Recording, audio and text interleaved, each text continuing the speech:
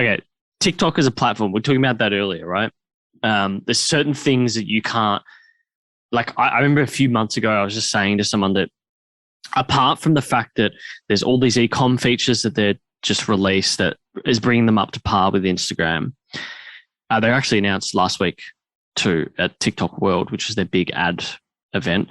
There's just certain things you cannot do on any other platform but TikTok. Now, that can come down to editing options. I also think it comes down to the psyche of the user. I think like the nature of TikTok, it's got a bit of Vine to it. So it's predominantly positive and comedic. Whereas you look at something like Instagram to me is about image and portraying an image that the best possible image to people. Whereas Facebook and Twitter is about just blurting out what's in your head. Yeah. And so TikTok has gotten this rarefied space of like, it is the social media platform because like, what is it? It's sort of like a combination of Instagram, Reddit, and Twitter, if that makes sense. And a bit of like, there's the Vine component as well. Why do you think TikTok dominates over the other platforms? I think there's just so many layers to it. I think, the fact that it's just so accessible, it just hooks you in straight away. That's probably the biggest thing. It just keeps you there for, hours on end. Like I legit didn't go to sleep like 2 nights ago till like 4:30 in the morning. Just I was like just scrolling through TikTok the whole night pretty much. And I thought I'd been on there for like 2 hours max, but it was like 4.5. And I was like, fuck, this is like dangerous.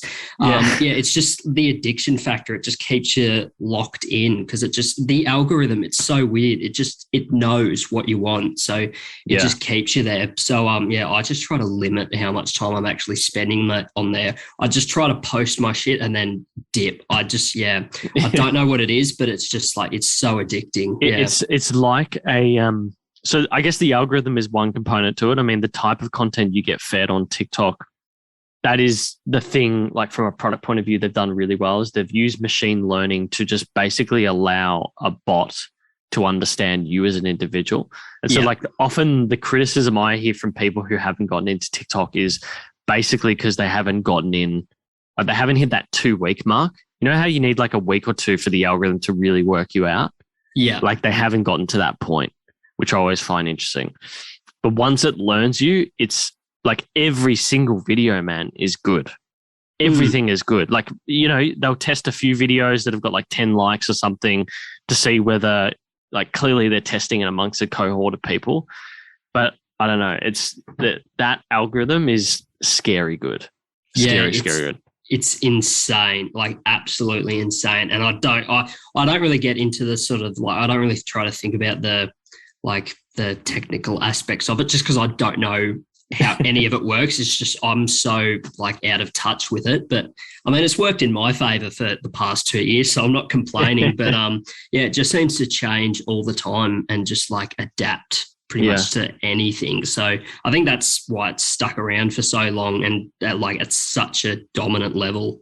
Why do you like TikTok? And then why do you also what do you also conversely hate about TikTok? Oh, well, I actually mostly hate TikTok. Like, honestly, I just think the app has like gotten to a point where it's just like, I don't know how to explain it, but there's just like, you go into some like rabbit holes of TikTok and it's just nothing but toxicity and just like, it's like Twitter in a lot of ways. Like you say one thing and people will take that and just turn it into 50 other things that make you look like the biggest piece of shit and just like takes away from your normal message. Like it's just insane. Like I like that I've been able to sort of create my platform and like pretty much build my, the foundations of my career around it. But at the same time, I think it's doing a lot of harm. Like, honestly, I think it's doing a lot of harm to especially young kids. And I think we're going to look back in like 30 years on social media, the way we look at smoking, like in the 70s. And we're like,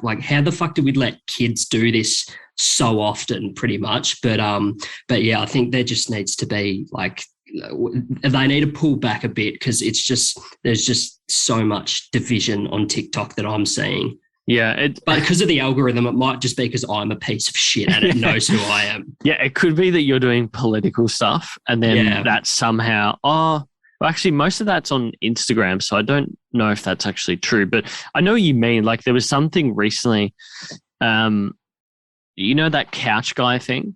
Oh, that's... who cares? Who cares? Yeah, who cares? Who gives a shit? Like, I hate when people try to, and I think that's probably the best example right now. Like, people saw 5 seconds of someone's relationship and just stretched it out and tried to analyze it from every single angle and just scrutinize these people to, the brink. So, like, it's such bullshit. If nothing is on a post, if something is not 100% kosher, and it couldn't offend anyone, you are bound to be sure that people, and that's the thing I see often is the top comment, because the top liked comment gets pushed up to the top. Yeah.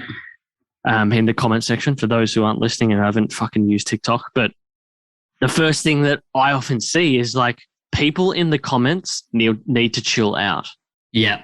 Like that's a regular thing. And it's often to do with like a kid or a dog or a relationship or like a personal interaction. And you're very right. You're very right in that aspect is you see 5 to 15 seconds of something and then people extrapolate it to their entire life. Yeah. Like that couch guy video is legitimately the best example of it that I've seen on TikTok. Like I saw this one video and it was, because you can do obviously like 3-minute videos on TikTok now. It was a 3-minute video of her just analyzing the video with like every single angle and theory. And I'm like, you saw 5 seconds. Like, why do you need to just like analyze this relationship from like every single angle? It doesn't make sense pretty much. And the comments were just the worst. They were like, yeah, I knew something was wrong because the vibes were off. I'm like, fuck you, you're 13. Like, get off the app. Like, you don't know anything. Yeah. And also you don't know this person. Like there was another one that a TikToker,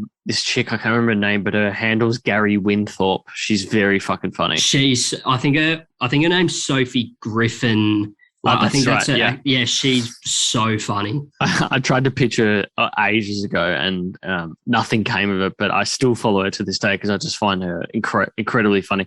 But she was talking about how like someone was watching, like this is all social media. I know it's amplified on TikTok, but like the example given was like a YouTube interview with Timothy Chalamet, and the guy was anxious in the interview, and people were like, "Oh my god, I'm so sad that Timothy's anxious," and then the person who posted the video is like, "Oh, Timmy's fine, like it'll be okay." And she's just saying, "You don't know this guy.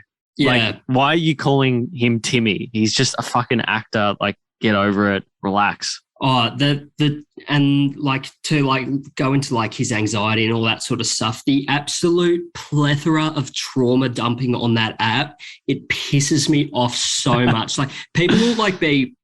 I made a video ages ago that I don't even think is on my account anymore. And I can't even remember what I said. I said something about something that happens at home in my life that wasn't even a bad thing. It was just like an everyday occurrence that happens. And people were like, are you sure this isn't like previous abuse? Yeah. I'm like, no, my parents were fine pretty much. My parents were pretty good parents. And then they were like, well, it could be unrecognized trauma. And I'm like, I'm fine. Like, like if you got trauma, don't put it on TikTok. Go to fucking therapy. This is why kids suck these days. That sounds very boomerish to say, but yeah. It's true though. People externalize a lot of shit on each other on social media. I had something recently where I posted something about a fellow WOG friend. So there's certain cultural things in the Greek community that you just say all the time, right? I'll give you a few examples. When you go into someone's house, before you walk in the house, you got to throw in coins into the house. I don't know why. It's a dumb tradition, but it's a tradition. When someone buys a house, gets engaged or gets married, there's a joke. And even when you're in a relationship, and my uncles and aunties have done this to me for years, you give them the comment, babies when. Because in Greek families, people expect big Greek families, right? And so I commented on this mutual influencers page because she bought a house, and I said, babies when. And her partner liked it. He's Italian. He gets the joke. And I got this barrage over DM about how I was like fertility shaming this person. And I was like, come on, man.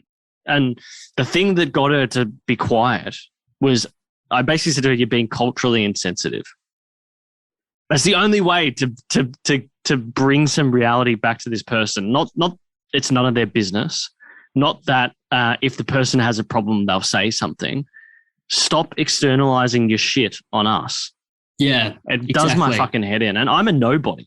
I've got 1,000 followers on Instagram and I still have to deal with this shit. Yeah, it's so crazy how insane people can get. Like, I post some stuff about my CF and it's not my main form of content just because I don't want to make that, I don't want to be the CF guy. Yeah, you don't want that. But a lot of my fan base know that I have CF, but every time I post about CF or like mention it in a live or something like that, people are like, you don't actually have CF, do you? I'm like, why the fuck would I fake a disease? Yeah. Like, it's just, people just extrapolate so much stuff that it's insane. And I need to just stop looking at comments in general because I get so mad about it. Now, just to play devil's advocate, comment sections can also be really good. Like, I got to say, some of the best bit that I get from friends sharing TikToks to each other is just I get a video sent to me and the comment that they send is just comments. Check the comments. It's so fucking good. That's why I feel that it's like Reddit, because the benefit of Reddit is the comment section. Yeah, no, I think it's a good balance. Like, comments are usually shit and it's just a cesspool of bullshit, but when they're good, they're fucking amazing. Yeah, so people listening, stop fucking externalizing your shit.